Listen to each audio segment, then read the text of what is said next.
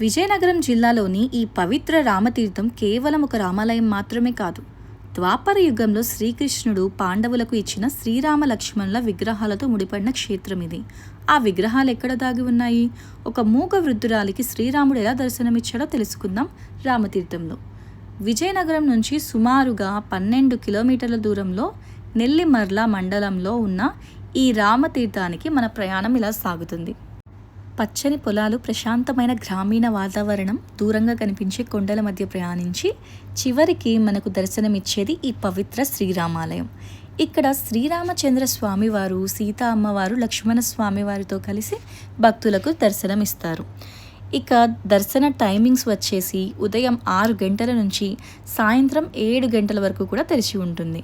ఇక ప్రత్యేక దర్శనం లేదా సేవా టికెట్ల ధరల కోసం అయితే అక్కడ కౌంటర్ దగ్గర అడిగి తెలుసుకోవడం మంచిది. ఇక ఇప్పుడు ఈ క్షేత్రం వెనుక ఉన్న ఆసక్తికరమైన స్థల పురాణంలోకి వెళ్దాం. ద్వాపర యుగంలో అరణ్యవాసం చేస్తున్న పాండవులు శ్రీకృష్ణుడిని తమతో రావాలని కోరారట.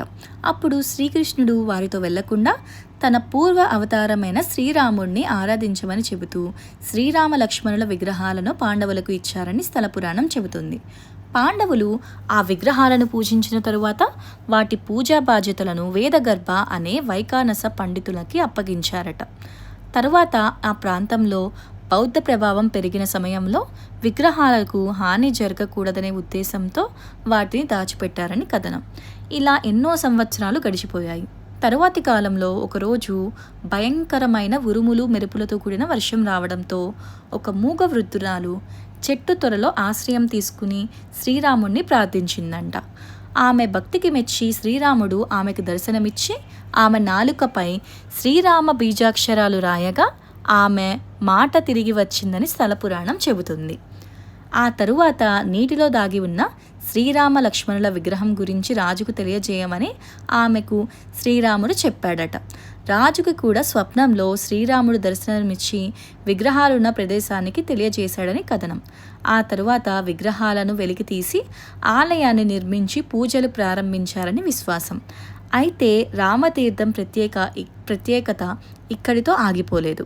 బోధికొండ, గురుభక్తకొండ, దుర్గకొండ అనే కొండల సముదాయం ఈ ప్రాంతానికి మరో ప్రత్యేకత.